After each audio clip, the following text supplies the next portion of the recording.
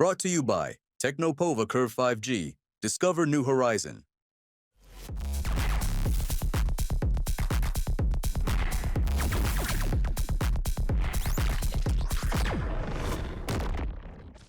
चिराग पासवान जी को दिल्ली में मन नहीं लगता है और नीतीश कुमार को पटना के बिना चैन नहीं है और भाजपा के भी कई लोग कोई मुरेठा बांध करके कोई मूछ ऐंठ कर घूम रहा है बिहार में कि मुख्यमंत्री बनेंगे।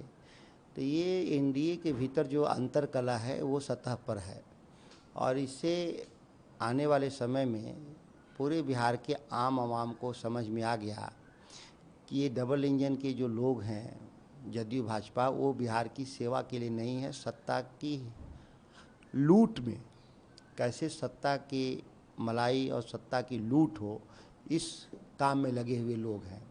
यही छवि उभर कर आ रहा। कोई एक एनडीए का नेता ये नहीं कह रहा है कि पिछले 20 सालों में हम लोगों ने बिहार के लिए कौन सा ऐसा काम किया जिससे बिहार की गरीबी खत्म हुई, कौन ऐसा काम किया जो बिहार में पलायन रुका, बिहार में शिक्षा व्यवस्था दुरुस्त हुआ, स्वास्थ्य सेवाएं ठीक हुई, दिल्ली पटना से जाने के लिए रेल सेवाएं ठीक हो गई। कोई ऐसा काम नहीं है उपलब्धि। और इसीलिए आप देखते होंगे कि ये 20 साल के बाद भी अपनी उपलब्धियों पे वोट नहीं मांगते, नकारात्मक बात बिहार में कर करके चुनाव लड़ने का प्रयास करते हैं। चिराग पासवान जी अगर बिहार से चुनाव लड़ते हैं तो उनकी पार्टी में तो कोई एमएलए है ही नहीं कई सालों से। इस बार भी क्या होगा सबको जानकारी है कि एनडीए के अंदरूनी अंतरकलह में एक दूसरे को निपटा देंगे लोग। प्रेशर पॉलिटिक्स है क्या? प्रेशर पॉलिटिक्स क्या कहा जाए इसको, मैं तो यही ज़्यादा हमको चाहिए इसका प्रेशर बना रहे हैं क्या चिराग पासवान? सीट तो उनकी हिस्सेदारी बनती ही है, जितने सांसद हैं और 6 गुणा कर दीजिए उसका, उतनी सीट तो उनकी हिस्सेदारी बनती ही है। भाजपा शायद उतनी सीट दे भी दे, लेकिन जीतेंगे कितने लोग, जीतने वाली सीट कितनी मिलेगी उनको, ये बहुत महत्वपूर्ण है।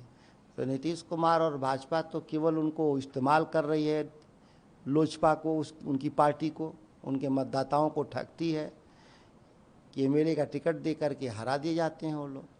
अब तो उनकी पार्टी से ये कहा जा रहा है कि पलायन शिक्षा में जो डिफॉल्ट है उसको चिराग ही दूर कर सकते हैं। तो चिराग ये जो सरकार यहाँ चल रही है उसके बावजूद ये बोलना कि सबको यही दूर कर सकती है, यानी उनकी इच्छा है। मैंने कहा ना कि सत्ता की बंटवारे की लड़ाई लड़ रहे हैं।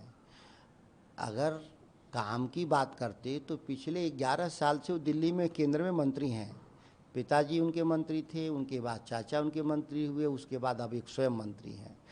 11 सालों में बिहार में इन लोगों की क्या उपलब्धि रही, पूरे बिहार की बात करें, केंद्र में सरकार सत्ता में रहने के बाद भी जब बिहार के लिए आप कोई मदद नहीं कर पाए, तो बिहार तो ऐसे ही बहुत ही खास्ता हालत में है।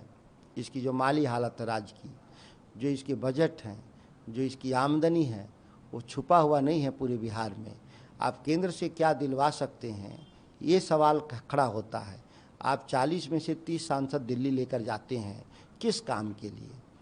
केवल गुजरात के विकास के लिए, महाराष्ट्र के विकास के लिए? बिहार का हिस्सा कहाँ गया? बिहार को लॉलीपॉप मिलता है, यहाँ सब स्टैंडर्ड इंफ्रास्ट्रक्चर खड़ा होता है। अहमदाबाद में 1 लाख करोड़ रुपए का एयरपोर्ट बनेगा और बिहार में 1000 करोड़ का एयरपोर्ट बनेगा। गुजरात में एक्सप्रेसवे बनेगा तो सर्विस लेन बनेगा किसानों के लिए, कारोबारियों के लिए, आने जाने के लिए, स्थानीय लोगों के लिए। बिहार में एक्सप्रेसवे बनता है, इसमें सर्विस लेन नहीं बनता। बिहार के लोग हेलीकॉप्टर से उड़ के जाएँ, लेकिन बिहार के लिए सड़कों का इस्तेमाल नहीं होगा। आप नालंदा चले जाइए, नीतीश कुमार के क्षेत्र में 4 लेन बना है, एक्सप्रेसवे बना है, सर्विस लेन है उसमें कहीं? कैसे उस लोग जाएंगे ट्रैक्टर लेके, बाइक लेकर के, ई रिक्शा लेकर के? इतना बड़ा ज़मीन दिया बिहार के लोगों ने। ये फ़र्क है इंफ्रास्ट्रक्चर में भी। आईवास है, उनको दिल्ली से कोलकाता जाने के लिए लोगों की सुविधा देना है, न कि बिहार के लोगों का। ये बिहार की जनता धीरे धीरे सब समझ रही है। प्रशांत किशोर को कहाँ देखते हैं 2025 के चुनाव में? पार्टी बना लिए हैं, घूम लें। बिहार की जनता 25 में बताएगी कि एक दूसरे की बैंड बाजा बजाने वाले लोग अब अपने लिए बजा रहे हैं, तो क्या स्थिति है। भाजपा की बी टीम है क्या प्रशांत किशोर? आप उनके बयान को देख लीजिए, उनके कार्यक्रम को देख लीजिए। वो भाजपा के जो वोट है उस पर कोई बात नहीं करके केवल और केवल विपक्ष के वोट को कैसे विभाजित कर दें, इस काम के लिए वो लगातार घूम रहे हैं बिहार में। घूमने से सीखेंगे कुछ, जो पहले जो काम करते थे, जो डेटा और रिसर्च का, उससे कुछ अनुभव हासिल होगा और एक हासिल होगा कि राजनीतिक दल चलाना वैचारिक आधार पे कितना कठिन है। आपने तेज प्रताप से अपील की है कि पुनर्विचार करें अपने मामले। मैंने कहा था निजी मसला है तेज प्रताप जी का, और हमारी अपनी राय थी व्यक्तिगत तौर पे, पार्टी के नेता के तौर पे नहीं, राष्ट्रीय अध्यक्ष जी के रूप में भी नहीं अपील कर सकते हम लोग, पिता के रूप में जरूर ध्यान देना चाहिए उन पर। आपने एक बात और कही थी कि 2-3 शादी हिंदू में जस्टिफाइड हो। देखिए, परंपराओं से रहा है, जस्टिफाई की मैं बात नहीं कर रहा हूँ। अब किसी की पत्नी मर गई है या तलाक हो गया है या कई कारणों से संतान उत्पत्ति नहीं हुआ है, उसके बाद भी शादियां होती रही हैं। ये हमारे यहाँ सामाजिक रूप से इसको मान्य माना गया है। कानून के नज़र में गुनाह हो सकता है, लेकिन सामाजिक रूप से मान्य माना गया है। उस संदर्भ में मैंने इस बयान को दिया था और डॉक्टर राम मनोहर लोहिया ने बहुत स्पष्ट शब्दों में कहा था, सप्त क्रांति उनकी किताब है, आप देखेंगे कि हर स्त्री और पुरुष में वह सभी रिश्ते जायज़ हैं सिवा बलात्कार और धोखा का।